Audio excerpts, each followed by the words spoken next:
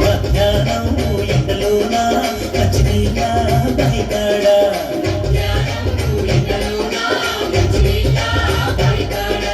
మహారాజు యేసయ్య మౌనంగా కూసుంటే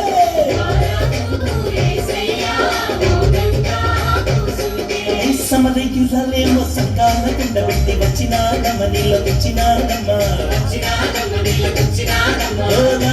యేసయ్య దాపుంటిని సోని అడిగినాడమ్మ నీళ్ళు అడిగినాడమ్మా